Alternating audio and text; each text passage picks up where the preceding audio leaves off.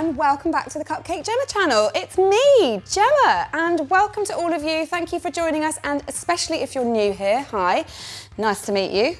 Now, I have been giving you my recipes for 10 years. I can't actually believe it's been that long.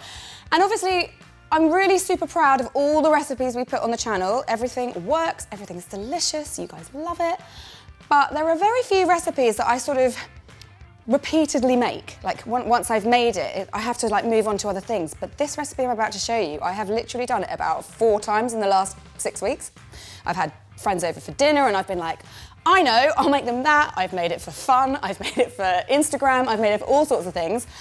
And it's about time I shared it with you. It is my toasted milk creme brulee. Now, I love creme brulee because it's just another way to eat custard, and I love custard. But this creme brulee is no ordinary creme brulee, it's toasted milk. And that is such a delicious flavour. It's the same sort of flavour bucket as things like burnt butter or caramelised white chocolate. It's the same kind of vibe. It gives it a really nice, like warm, nutty, yummy hug of a flavour. And it works really well in this creme brulee. So creme brulee, if you don't know, is a baked custard. It's baked sort of gently in a water bath, which keeps it really nice and silky and smooth. And then you put sugar on the top and you torch it. So it's another great reason for me to use my blowtorch, which everybody knows is my favourite tool in the kitchen. That and a rubber spatula, my 2 faves. So let's crack on. So the first thing we have to do is introduce you to toasted milk. How do we get the toasted milk flavour in a creme brulee? You may be asking. Well, we're going to use this stuff. So this is toasted milk powder. Now, milk powder, you may have never had any reason to use it in your life. I guess it was probably developed during war times to sort of ration milk and make milk easily accessible. But you know, we don't really need to ration milk here in the UK anymore. So we still have it in the aisles, and it is a really great addition to lots of things, but when you toast it, it becomes this whole new flavour, and adds just this, like I said, just warmth and nuttiness, almost like caramelised, but not quite. And it's really easy to do. So all you need to do is find yourself some milk powder. I use skim milk powder because that's easily available in the UK, but you can use full fat as well. So I'm only using a small amount, so I'm going to use a frying pan for this. Pop it into a frying pan and just set that over a medium-low heat. And you're going to stir it constantly as you gently cook it. And if you don't stir it enough, it will brown unevenly and it might catch and burn. So adjust the heat if you need to, but make sure you keep stirring it either with a wooden spoon or even a whisk. After 10 minutes or so, you should notice that the colour is going from a really pale yellow to a warmer tan kind of colour.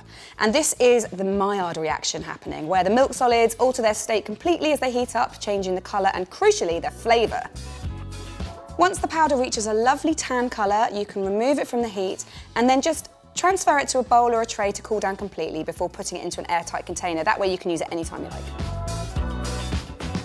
And if you are doing a larger amount, you can actually do that in the oven as well. So you just want to put that into a tray, 140 or 150 in the oven, and it will take about 45 minutes to an hour, and you just want to every now and then just stir it with a whisk just to break it up and make sure it's heating evenly. It's similar to caramelised white chocolate, and actually that's the same thing that's happening with that, and the same thing that happens with brown butter. It's magical.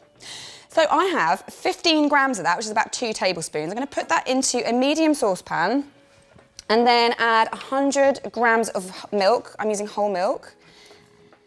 And I'm going to just give that a whisk now, just to start it won't dissolve completely just yet, but it will sort of eventually sort of mix in with the liquid.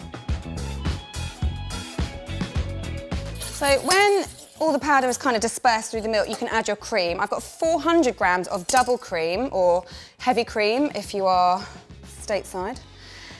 And I'm also going to add a teaspoon of good quality vanilla extract.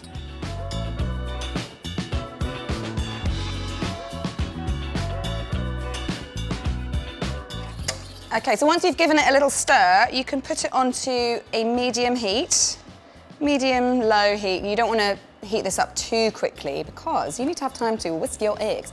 So I'm using 6 large egg yolks, and obviously you'll have lots of egg whites. Make sure you keep those because then you can make meringues. Now, I should also say that with your cream and milk mixture, just give it a little stir every now and then, just to avoid a skin from forming, and also if you've got it up too high, it might catch on the bottom and that'll be a disaster, but just give it a little stir every now and then and keep an eye on it. Don't let it, you know, do its thing all by itself. What's next? We need to add sugar to the mix. So I have 40 grams of caster sugar. Just pop that straight into the yolks. I'm gonna steal my whisk from my cream. And we're gonna whisk those together, but not so that they're getting pale and fluffy, just so that they're combined and then the ingredients are mixing and the sugar starts to dissolve. So yeah, it's literally that. You don't need to go crazy. As it all sits there, while you're waiting for your cream and milk to do its thing, it will just continue to dissolve the sugar, so that's nice. And what we're looking for with the cream and milk is for it to be steaming and almost boiling, so not quite. What you'll look for is like the surface kind of going like this.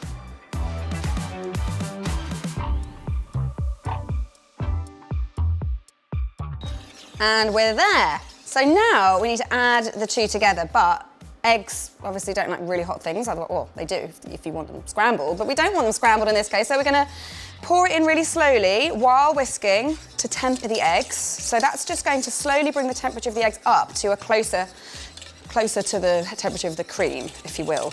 So I like to do this while I'm whisking and pouring the cream and milk mixture in a slow, thin stream. Make sure you get any like bits of toasted milk powder that you've left behind, all vanilla seeds as well. Make sure you get those. Now, I always like to sieve my custard just to get rid of any eggy bits or any bits of milk powder that might have, you know, be a bit grainy. And actually, I'm gonna do it into the saucepan and then back into this bowl. So it's gonna get 2 sieves, because why not? And make sure you use a fine mesh sieve. Sorry, it's got a bit of custard on it. A fine mesh sieve is better just because it will get rid of the bigger nuggets. So just pour that through and then back again. Double sieving. Lovely. So there are a few bigger bits of toasted milk powder there, but don't worry, all the flavour will still be in the custard. But it just won't look bitty when you serve it. Right, so that's it. We're not gonna reheat that to thicken it on the hob, although you probably could do and it'd be really delicious. So if that's what you wanna do, go nuts. But we are making creme brulees. So I have my ramekins here. Now, ramekins are these kind of things. These ones are actually from a popular dessert brand that really generously just give these things away with their desserts. So I collect them. But this is the kind of size you want, although you can use a bigger one. It's just advisable not to fill them all the way up to the top, because this is going to be quite a rich dessert. But this is just right. And as you can see, I've put them into a deep-sided roasting tray, because we're going to give these a water bath. We're going to cook them in a water bath. And what that's going to do is heat them really, really gently so they heat evenly and they don't like get rubbery and weird. Because if you did it without the water bath, they would just go like rubbery custard, which, you know, I could probably find a reason to eat still because it's custard. But that's not what we want from a creme brulee. We want them to be nice and soft and silky and creamy. So I've got my ramekins, I've spaced them out. I haven't boiled my kettle. That's something you need to do right now. So I'm gonna go and boil my kettle. I boil the kettle, oh, that's hot. And I'm going to evenly distribute my custard into my ramekins. So you don't wanna fill them all the way up to the top, just shy of the top.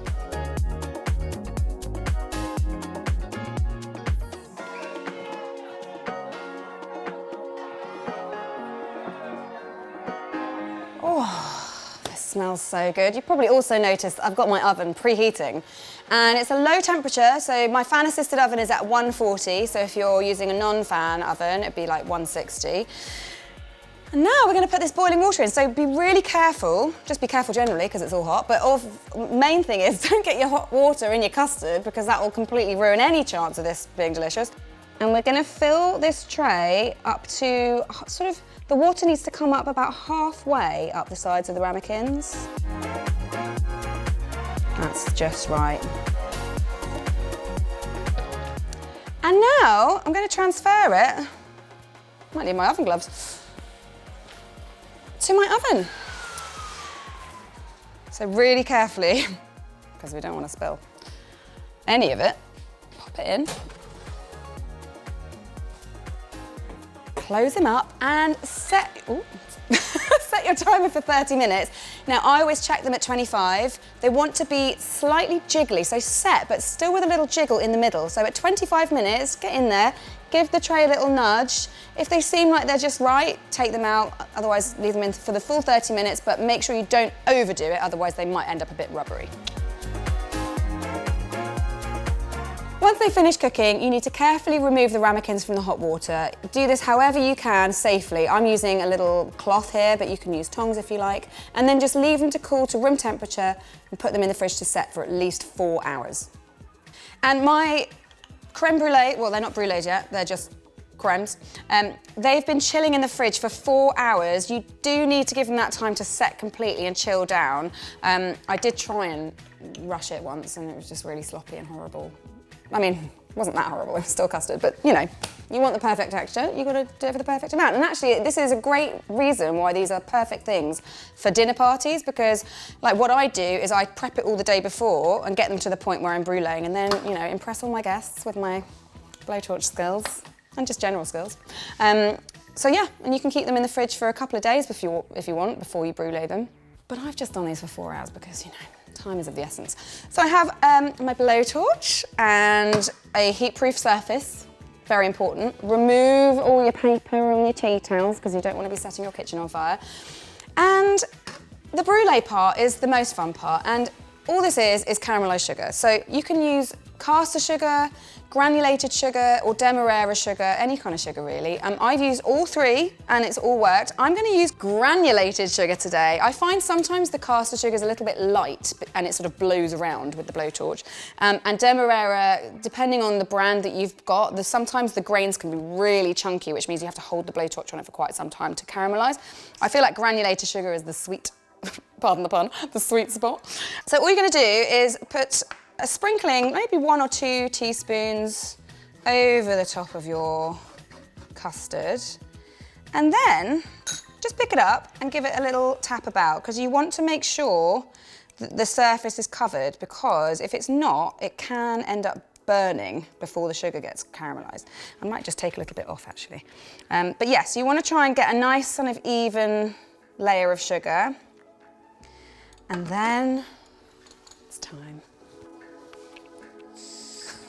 So exciting. My life's so boring. This is brings me so much joy. So, not too fierce a flame, and the trick with it is you want to move it around all the time. And obviously this is going to be hot, so use your tray to move your ramekin rather than the ramekin itself. You see how that's just bubbling away nicely. Try not to keep your blowtorch sat in one spot. If it does look like it's catching on fire, just blow it out. Quite simple, really. And that is looking just about done. And we have to, unfortunately, wait for this to cool down. Because not only is the ramekin piping hot, the caramel is also really hot. So just continue to do all of your ramekins one by one. I'm going to hold that. If you don't have a blowtorch, you can do this under a grill. You'll want to have a really high heat and put all your ramekins onto a tray on the highest shelf.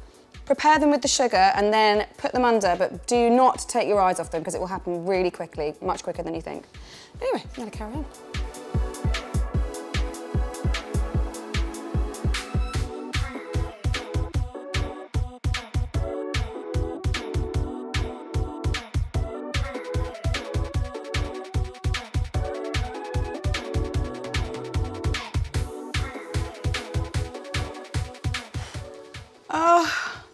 It's a thing of beauty. Now, obviously I'm not going to eat this one because it's literally just been done. Where's that first one I did? Now, obviously you can serve these I mean, or eat them if you're not serving them, maybe just made them for yourself. You can serve these as they are, without any, you know, accompaniments, accoutrements. But I like to, if I'm presenting these to somebody, I like to serve them with a little biscuit. And I have made these little chocolate shortbreads. And if you want the recipe for that, I've put it over on my Mini Cupcake Diaries Instagram, so check that out. They're a really nice, not too sweet biscuit, because obviously this whole scenario is quite sweet. I mean, the custard itself isn't that sweet because we only put 40 grams of 40 grams of sugar in, but the sugar on top is going to balance it out. So I think we just need to crack on, literally crack on with the next bit. Whoa, look at that. Give it a little poke, get it all cracked up. Look at that, beautiful thing. Now, have a scoop. Oh, look at inside, it's really smooth, silky. Not at all like eggy or like jellified. That's a word. There's so much good stuff happening in my mouth right now. Crunchy. It is crunchy because the top is basically crunchy caramelized sugar, which balances so well with the kind of warming, like toasted milk flavour. There isn't too much sugar, as I said, so it's a really nice balance. Let's look at inside. Really nice. Nice texture, really creamy. I've got all those like little vanilla flecks in there. I want some more of that caramel. It's the perfect pud. Shall we? Yeah? Okay. I'm not sure if that's how you're supposed to do it, but anyway, here we go. Who needs spoons? Lovely. This whole scenario is right up my strasse. Well, I really hope you give those a go because they're so simple, so delicious. You can, obviously you have to wait a little while for the chilling, but in terms of preparation time, very little to do, actually. And they're really impressive. Like, I've served these to so many of my friends and they're all just like, oh my God, wow, how did you do this? And it's like, I just made some custard and put it in the oven. Simple. It is literally that simple. So please do give it a go. Let me know how you get on. Let me know what you think about this recipe in the comments below. Also, have you got a dinner party dessert favourite that you like to chuck out there? Maybe I'd like to give it a go as well. So put that in the comments as well. What else can I tell you? Nothing really, just please make this recipe. Because, yeah, it would make me really happy. Thank you so much for joining me. I've really enjoyed sharing this recipe with you, but mostly I've just enjoyed another reason to cook it. So, see you later.